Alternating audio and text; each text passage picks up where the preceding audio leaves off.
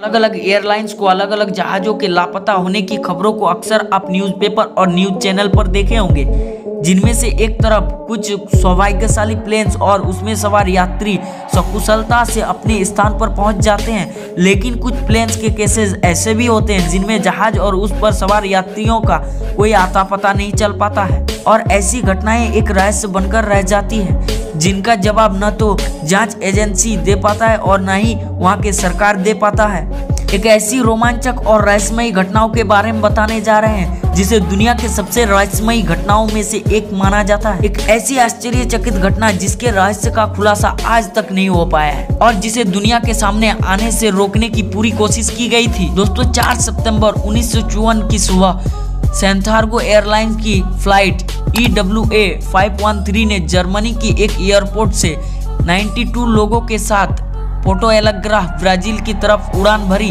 दोस्तों, ये यात्रा लगभग 18 घंटे तक होने वाली थी, लेकिन उड़ान के बाद ये फ्लाइट अटलांटिक महासागर पार किया।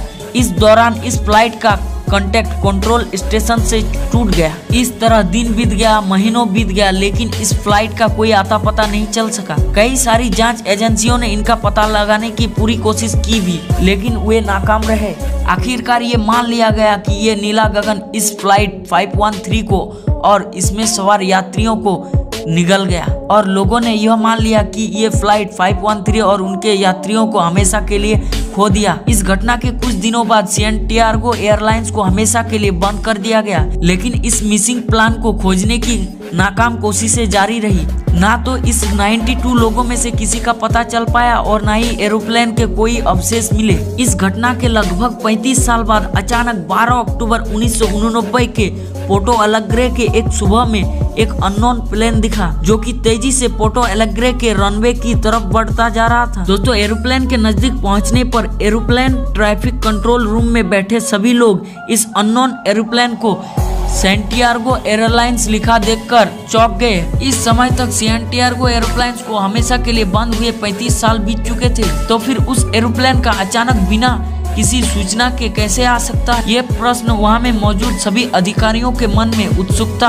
और डर के रूप में घर किए जा रहे थे। दोस्तों, बिना किसी सूचना और चेतावनी के इस प्लेन को लैंड करवाया गया और वहां मौजूद सभी लोग आश्चर्यचकित हो गए, क्योंकि ये वही प्लेन 513 थी जो 35 साल पहले उड़ान भरने के कुछ समय में अचानक रहस्यमय तरीके से गायब हो गया था। किसी को कुछ भी समझ में नहीं आ रहा था, लेकिन अभी तो बस शुरुआत ही थी।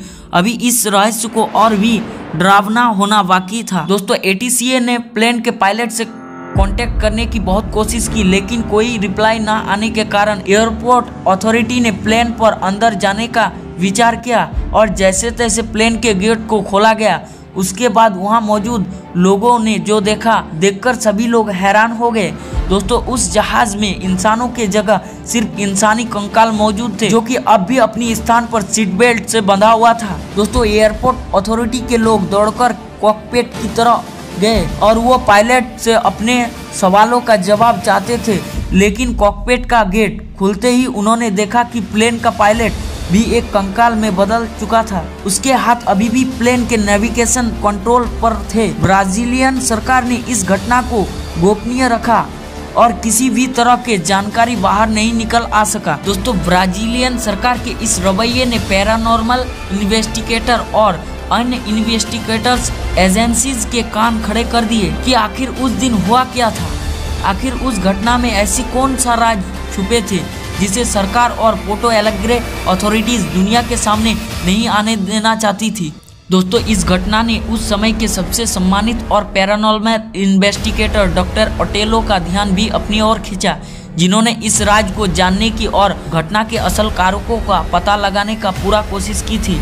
लेकिन ये सभी जांच एजेंसियां एक ही थ्योरी दुनिया को दे पाया कि शायद प्लेन 513 किसी तरह के एक बॉम्ब होल में चला गया था, जिसके कारण ये अद्भुत समय यात्रा हुई।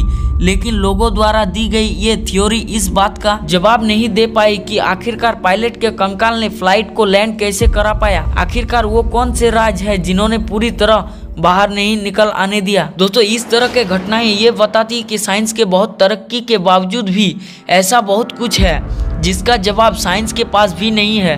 दोस्तों, आपको क्या लगता है, क्या वाकई में ये प्लेन 513 बॉम्ब होल में चला गया था?